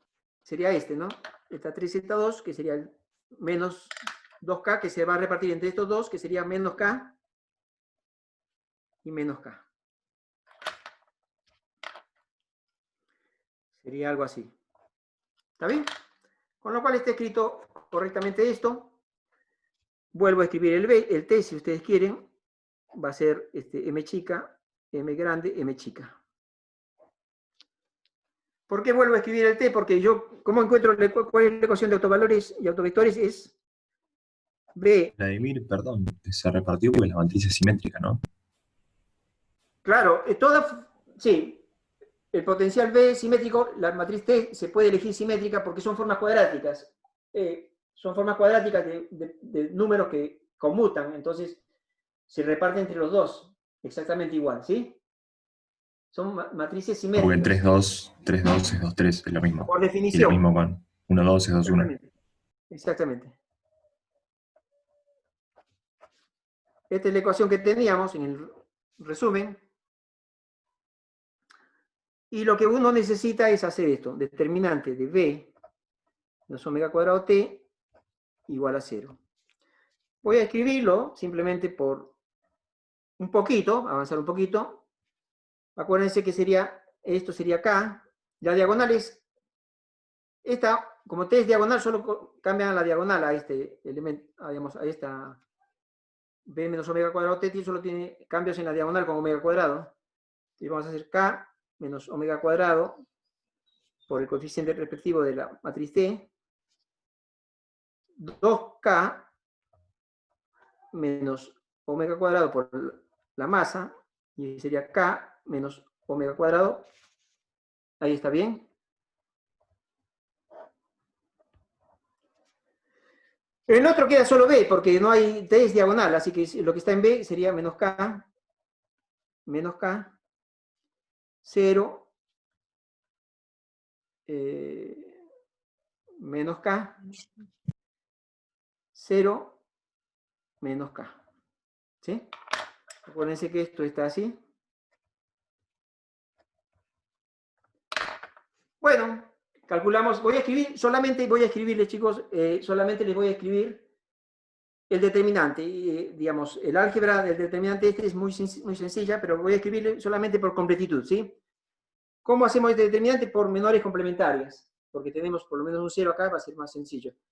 Calculamos el determinante y usamos menores en esta fila. ¿Cuánto sería? K menos omega cuadrado por M, multiplicado por el determinante que surge de sacar este y este que está acá, o sea, el subdeterminante de esto. ¿Cuánto sería esto? 2K menos omega cuadrado por M por K menos omega cuadrado por M menos el producto de estos dos que son menos K cuadrado, porque el menos K con menos K va más K cuadrado, ¿sí? Finalmente, sumamos digamos, en este caso restamos porque es el que viene acá, menos K por menos, por el determinante que surge de sacar este que está acá y este que está acá, que sería menos K por menos K por K menos omega cuadrado de M. Y no hay otra componente porque este va a 0. Digamos, este y este es 0 por 0, ¿sí? O sea, sería, claro, menos K por menos, sí. No, esto no tiene otra parte más, porque lo que restaría es 0, si no me equivoco, ¿sí? Sí, es... Porque este producto vale 0. ¿Perdón? No ven, sí. Ya está. Solamente les quería escribir esto. Queda clarísimo que este factor es común. Con lo cual tenemos ya una de las raíces, que es omega cuadrado igual a K sobre M. Claro, ustedes saben cuál es ese modo normal, ¿no? Es un modo que tiene frecuencia que solo depende de la masa, M chica. Si es así, queda claro que solamente debe hacer intervenir a esas masas. La masa M grande debe estar quieta. Pero bueno, eso lo vamos a ver ahora. Yo les voy a simplemente soplar cuánto vale la frecuencia. Hay una cosa interesante. Cuando hagan esta cuenta que está acá, le va a quedar proporcional a omega cuadrado. O sea, la parte independiente se va a cancelar. O sea, una frecuencia es 0. Las frecuencias van a ser omega 1 y los ordené de una cierta manera particular. Omega 2 igual a, que sería útil que ustedes lo revisen. Omega 2 al cuadrado igual a K sobre M chica por 1 más 2M chica sobre M grande. Y omega 3 cuadrado es el que acabamos de observar, es K sobre M chica.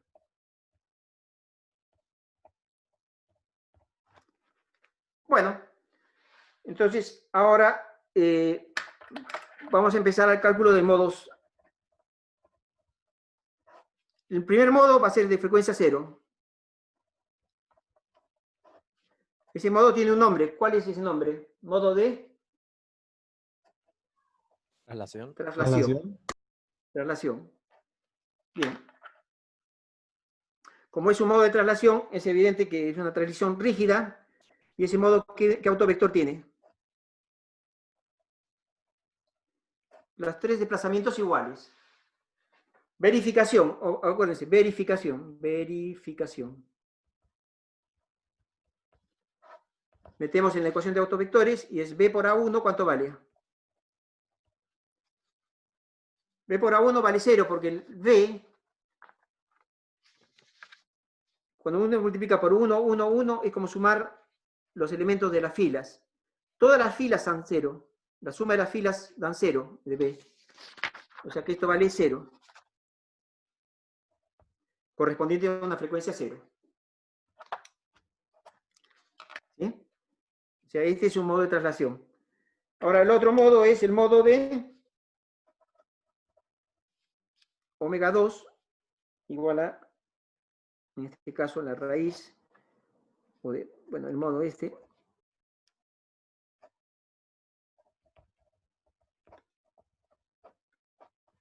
Este es el modo más pesadito de calcular.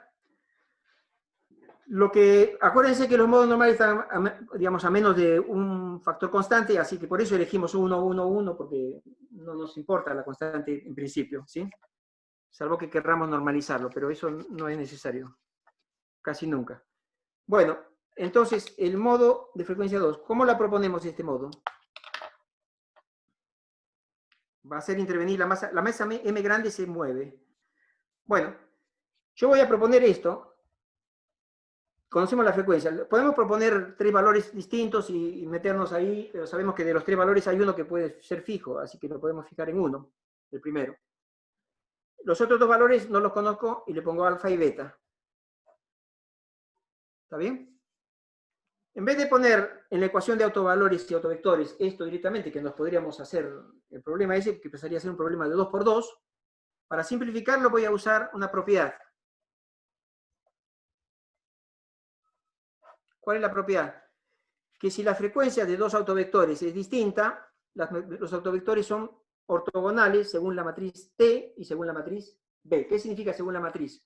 Significa, o sea, con una métrica de la matriz T, digamos, significa que A2, si multiplico a A2 punto A1, perdón, acá hay un lío, me olvidé justamente la matriz T, por pensar en dónde lo quería poner. Bien. Vamos a hacer A1 transpuesta por la matriz T por A2 es igual a 0. Ortogonales según T. Esto está asegurado siempre cuando el caso de los autovectores, los autovalores sean distintos, pero también cuando son iguales, siempre se los puede ortogonalizar, o sea, se los puede forzar a que sea, se los puede elegir de esa manera. Así que es una propiedad que vamos a tomar como válida siempre. No es automático, pero lo podemos elegir. En este caso, haciendo esta cuenta, no es muy difícil decir que esto, como el T tiene que ver con las masas y el A1 es 1, 1, 1, es otra cosa que M, tomando en cuenta este A2, va a ser M chica más alfa m grande más beta m chica.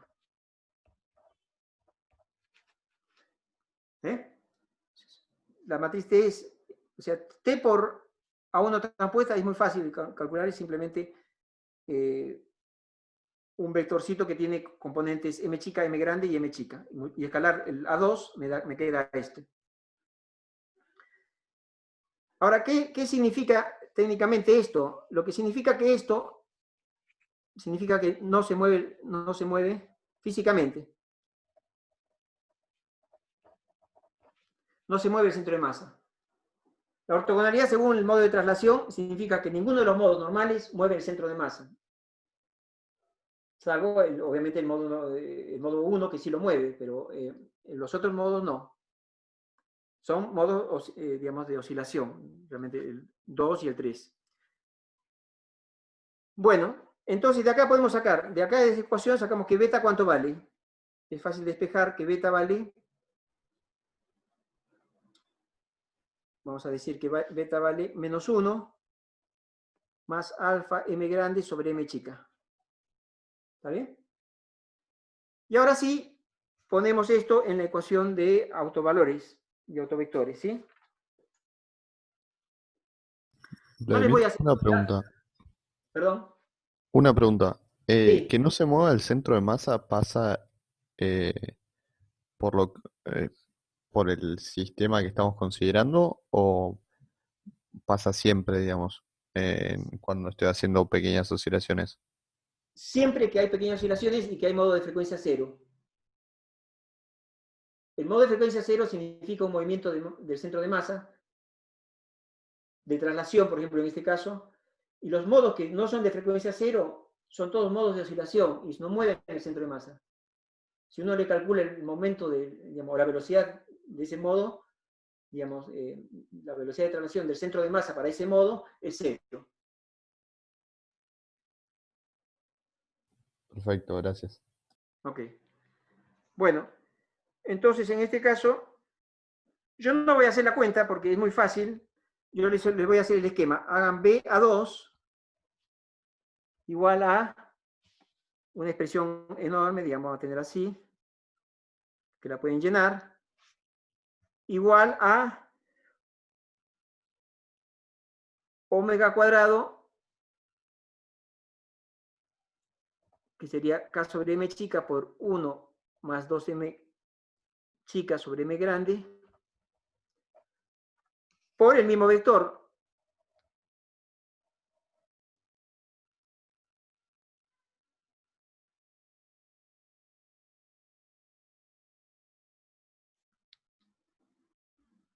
Multiplicado por B, ¿no? El vector multiplicado por B, por T.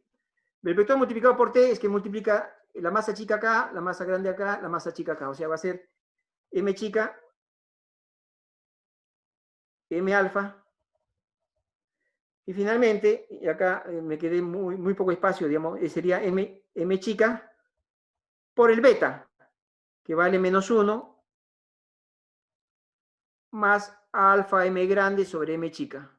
Cierro, perdón por esta parte que está acá. ¿Sí? Acá les queda a ustedes acá hacer esta cuenta.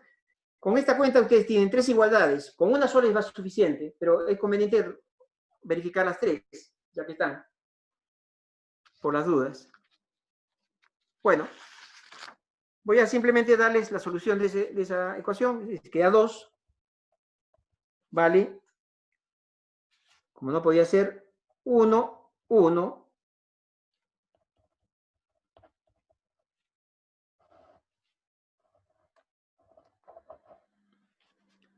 Es interesante este modo, ¿por qué? Porque significa que si ustedes tienen la masa M grande acá,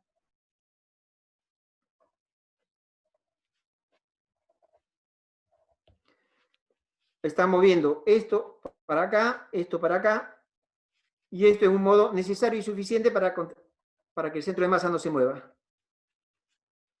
Este modo se llama es un modo antisimétrico, ¿por qué? Porque ustedes tienen, este problema tiene en el equilibrio tiene una simetría, que es un plano de simetría acá. Si uno refleja, es lo mismo. Como si pone un espejo acá, este se pasa para acá y este pasa para acá, es lo mismo. Si uno refleja este modo, le cambia el signo, porque uno viene, el que estaba para acá, lo cambiamos para acá, entonces viene, digamos, al reflejarse cambia su sentido y es antisimétrico, o sea, cambia de signo. Este modo se llama antisimétrico. Cambia de signo. Eso no importa, lo vamos a ver después, ¿eh?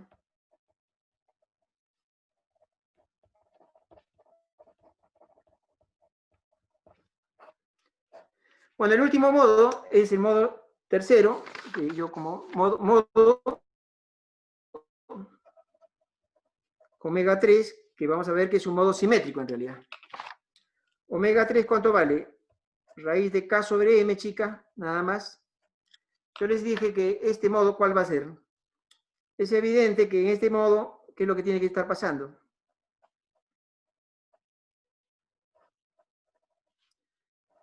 Lo que tiene que estar pasando es que si la frecuencia no depende de la masa grande está, qué sé yo, pintada, ¿no? O sea, no tiene nada que hacer. ¿Qué caso es ese? ¿En qué caso uno tiene que la masa grande está pintada? Que uno mueve para acá, mueve para acá. Solamente acciona el resorte acá, ejerce una fuerza sobre este, pero esa se contrasta con la otra fuerza en el sentido opuesto. Queda quieto, esto es sujeto a fuerza cero, y estos dos oscilan como corresponde así, ¿sí? Es el típico modo, es el modo simétrico. Simétrico. Se mantiene la oscilación, se mantiene la simetría con el plano. ¿Sí? Y ese modo entonces, ¿cuánto vale? Según lo que estuve diciendo. La masa 2, que es la masa M grande, queda quieta, o sea, vale 0. La primera, bueno, acá le puse el negativo justo, ¿no? Pero podría ser, le dijimos más adelante, y vale 1, menos 1. Lo importante es que vale 1 y menos 1. Lo que les voy a pedir es probarlo.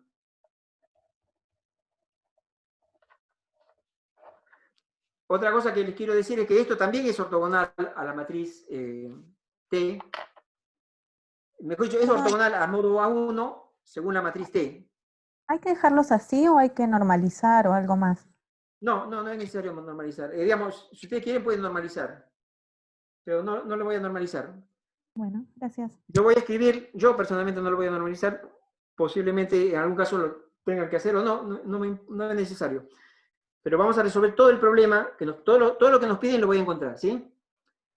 Nos dicen la solución general.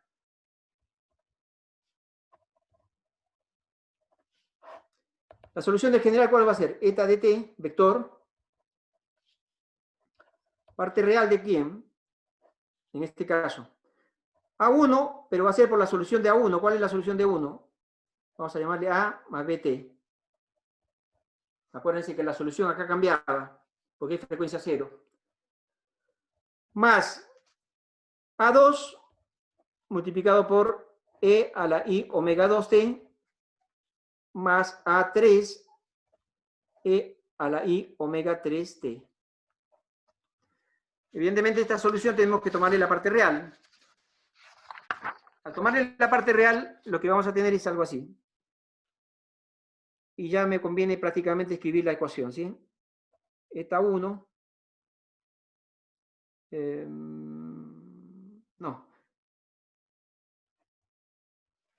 Eta de t va a ser igual a A1 por A más BT más un coeficiente que le llamé, a ver,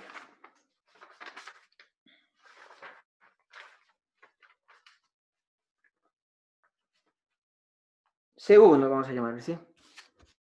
Más C2, mejor dicho, perdón. Acá me equivoqué algo, che. Acá me olvidé de una cosa. Justamente el coeficiente C1 sería acá. Coeficiente C2 acá y coeficiente C3 acá. Porque son cualquier constante puede ser acá, cualquier constante. Estas constantes son complejas, son módulos fase. Acá no, es real. Acá es compleja y acá es compleja. Entonces, eso lo ponemos de esta manera, simplemente como es A2 coseno de omega 2t más phi 2, constante de amplitud y fase, más A3, vectorcito, coseno de omega 3t más phi 3. Hasta ahí estamos bien. Ahora, componente a componente. Esta 1 de t, y esto sí lo voy a usar. Componente a componente va a ser así. Voy a renombrar este A1, va a ser A1 más P1. Para identificar que es del 1, ¿sí? Bueno, componente a componente, considerando quién es A1, que es 1, todos tienen 1 al comienzo, ¿no? Entonces el primer componente es con 1. Va a ser A1 más B1t más A2 coseno de omega 2t más phi 2 más A3 coseno de omega 3t más phi 3. El eta 2 de t, acá sí empieza a haber alguna cuestión. El comienzo tiene 1 también. Más, en este caso más que un más, me conviene poner menos. El coeficiente es menos.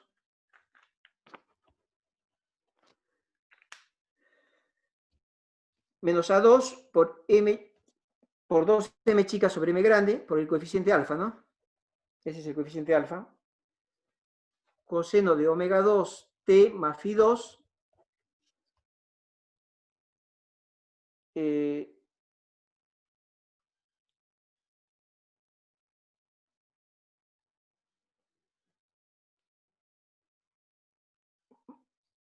El 2, ¿cuál era? El que sí, así, más A3, ¿no? Otra vez.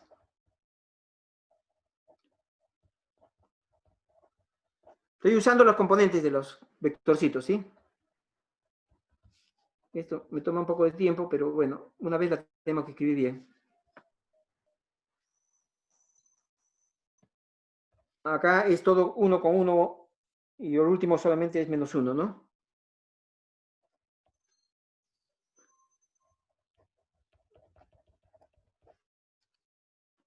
Menos A3, perdón, esta demora, ¿eh? Cos de omega 3t más phi 3. Vladimir, ¿Qué? en el eta 2 creo que el último término vale 0. No, el eta 2 es A2, no vale 0, ninguno vale 0. En el ¿Hay una tercero. frecuencia que era 1, 0, menos 1? Ah, sí, tenés razón, en el 3, en el 3. Ah, no, el del... Ay, caray, sí, en uno de ellos vale, es en el segundo, Creo ¿no? que en el 2, sí. En el segundo, y en el segundo es... No, pero en el A3. El A3 es En el que no va. Sí, perdón, sí. Ah, con razón que no estaba acá. Sí, con razón que no estaba, digo, bueno, no está acá. Ahí va. Sí, bárbaro. Acá sí usamos el recurso de tachadura. Bien. ¿Por qué escribo esto? Porque me piden hallar los modos normales. Lo voy a hacer de dos maneras. Con suerte. Estamos ya con problemita de tiempo. Modos normales, ¿qué serían? Acá es importante. Hemos encontrado los modos normales, no, coordenadas normales. Coordenadas normales. Hallar las coordenadas normales. Las coordenadas normales serían nuevas coordenadas, como su nombre indica, que oscilan a frecuencia 0, en este caso, o frecuencia omega 2 o omega 3. ¿Sí? Entonces, la pregunta es si yo puedo, mirando fuerte acá, ¿qué combinación hace que realmente pase? ¿Cuál es la frecuencia 0 que ustedes van a, seguro que va a ser el modo normal 1? ¿Cuál es? Es una combinación que se mueve a frecuencia 0. ¿Cuál va a ser? Multiplicar esto por la masa chica, por la masa grande y por la masa chica, esa me va a dar justamente, y sumar las tres me va a dar algo que solamente va a hacer intervenir esta solución. ¿Sí? No lo voy a hacer acá, pero bueno. Fíjense, si multiplico por la masa grande a la del medio, me queda menos 2m. Con m chica acá y m chica acá se me cancela esto. Y acá también se me cancela, porque es el mismo y el mismo con signo opuesto. Así que esta parte que cancela. O sea que m chica, eta 1, más m grande, eta 2, más m chica, eta 3, como no podía ser, se mueve con un comportamiento tipo proporcional, le voy a hacer así, a A1 más B1T. Tiene frecuencia 0. Pero ojo, lo saco de acá, pero estoy haciendo esta combinación, y esto vale para todo tiempo. Entonces, esto es una relación entre coordenadas. Estoy redefiniendo la coordenada. Ahora, la seda 2, algo que se mueve con frecuencia 2, ¿cuál sería?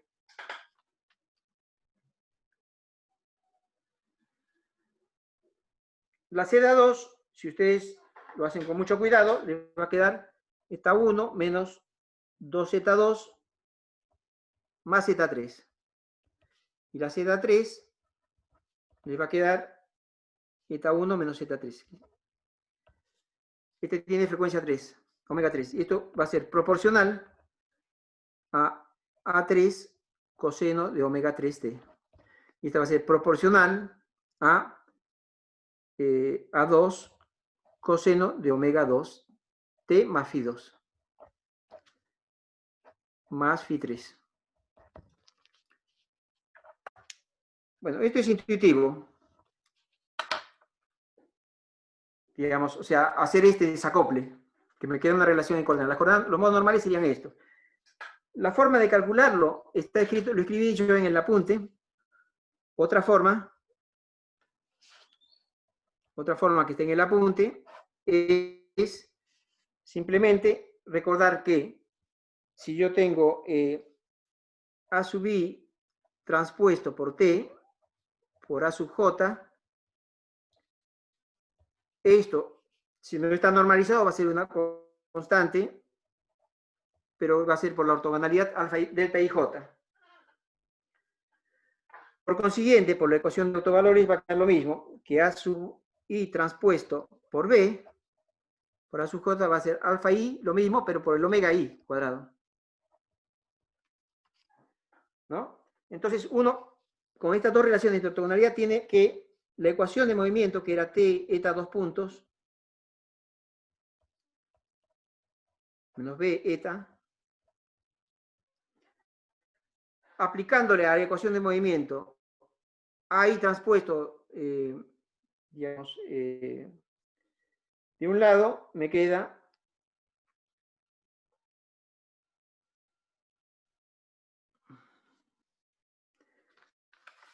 bueno,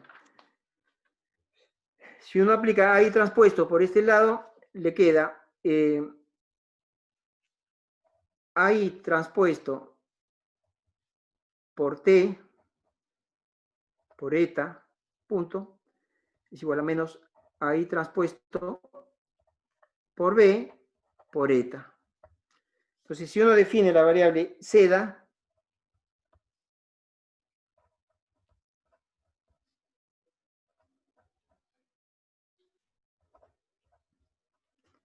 esta es la definición que proponemos nosotros.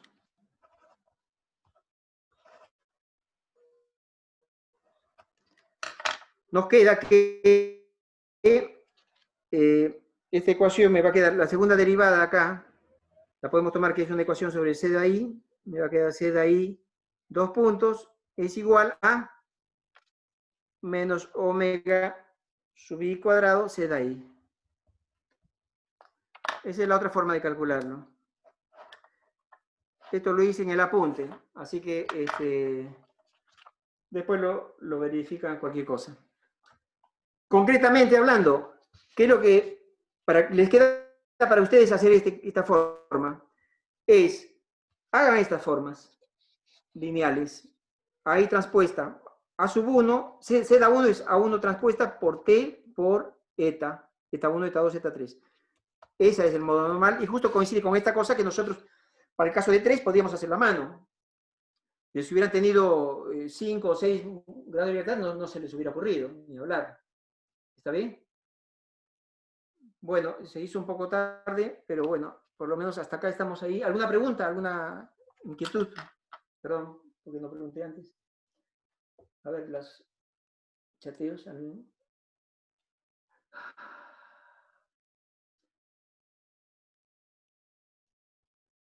Materias.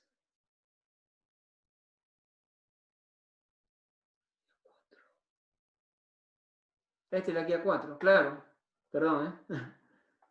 Es el primer problema de la guía 4, sí, pequeñas oscilaciones. Que de hecho es la última guía que vamos a hacer para antes del parcial. Ya estamos en la etapa final vía el parcial. Bueno, si no hay preguntas, podemos pasar a ver hasta qué ejercicio podemos hacer. Y yo te digo que si me apuras, pueden hacer cualquier ejercicio. Pero bueno, cada ejercicio tiene su complejidad. Entonces,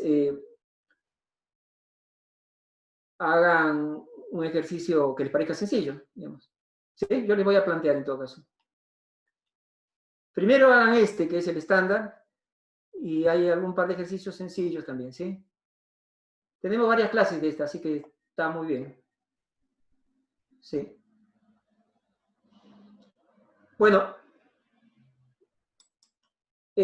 yo sé que hay hubo una inquietud sobre el ejercicio que se presenta mañana. Primero, quizás podemos hacer que sea más flexible el horario, podemos hacer que sea hasta más tarde, en todo el día, pero más que nada voy a poner un tip que me preguntaron, digamos que no, justo como estuve preparando esta clase se me complicó, quiero ponerle un tip para que salgan de alguna situación, con el tema de las sumatorias, una sumatoria infinita, cuánto vale el cuadrado de eso, es simplemente poner una doble sumatoria de los productos individuales. Así que eso lo voy a hacer explícito el tip para el ejercicio de la guía. Lo pasaste por el grupo, está muy bien. Y Ornella, y el tema es, ¿al grupo de WhatsApp pertenece qué porcentaje de gente? Ahora aquí está, tenemos 50, ¿no? Todos pertenecen, ¿hay alguno que no pertenece al grupo de WhatsApp? Hay 78 integrantes en el grupo. Papito, hay más gente que la que viene, magnífico. Chao. El que no está en el grupo de WhatsApp puede contactarse con Pau. Pero Pau, escúchame una cosita. Justamente, yo le pedí a Ornella que te mande un mail. Si Sí, no sí, estás, ayer me habló Ornella y no sé por qué no estoy en el grupo, pero bueno, ¿cómo no después... estás? Pero No, vos no tenés que estoy. inscribirte. Ah, ¿no te podés inscribir vos? No, es que no sé si me habrá pasado por alto mandar, creo que lo habían puesto en el campus. Simplemente al campus para hacer las cosas. Bueno, hacelo, porque justamente ya a mí me parecía que como vos estabas hablando que cada ejercicio te complicaba, era muy bueno estar en el grupo de WhatsApp de ustedes. ¿Sí? Sí, estamos hablando del de WhatsApp. ¿Estás, Pau? Por ahí El nos de bloqueaste. Pero- algo. Sí, confirmado. No. Para. Mandaste mensajes, lo estoy leyendo ahora. Estamos hablando del mismo grupo entonces. Pau, te va a crecer la nariz más grande Sí. que... Sí, es el único grupo WhatsApp que hay, me parece. Ah, ok, listo. Bueno. ¿Qué le pasó? Sebas, ¿estás por ahí? Si podemos dividir las aulas sería fabuloso.